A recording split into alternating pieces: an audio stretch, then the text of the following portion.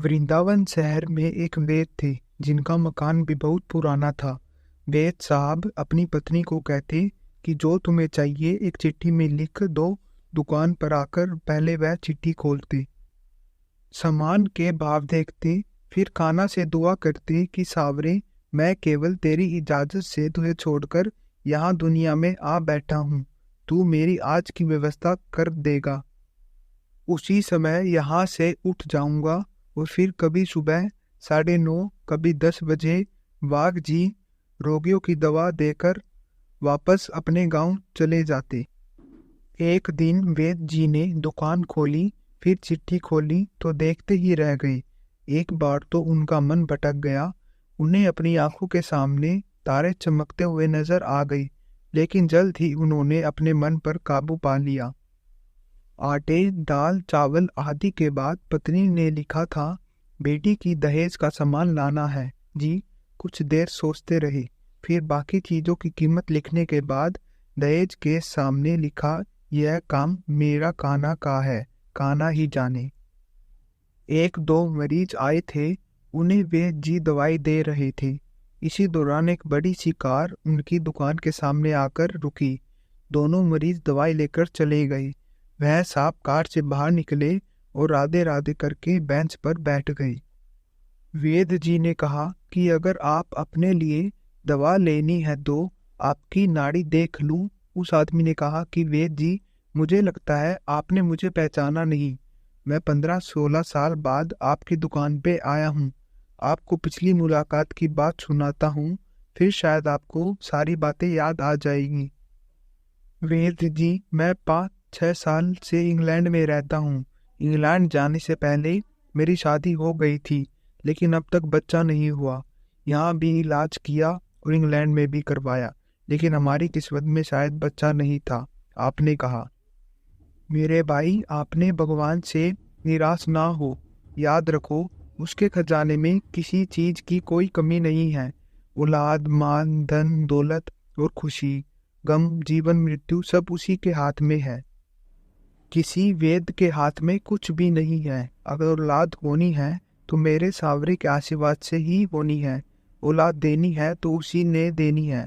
मुझे याद है तुम बातें करते जा रहे थे और साथ साथ पुड़िया भी बना रहे थे। फिर आपने मुझसे पूछा कि तुम्हारा नाम क्या है। मैंने बताया कि मेरा नाम सतीश है। आपने एक लिफाफे पर कान्हा और दूसरे पर राधे लिखा, फिर दवा लेने का तरीका बताया। लेकिन जब मैंने पूछा कितने पैसे, आपने कहा बस ठीक है। मैंने जोर डाला तो आपने कहा कि आज का खाता बंद हो गया है।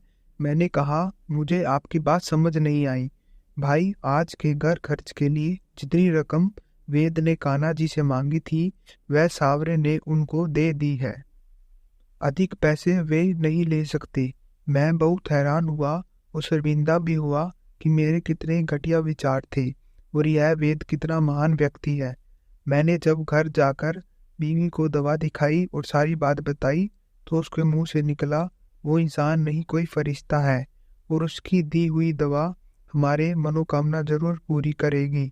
जी वेद जी, आज मेरे घर में 3 बच्चे हैं।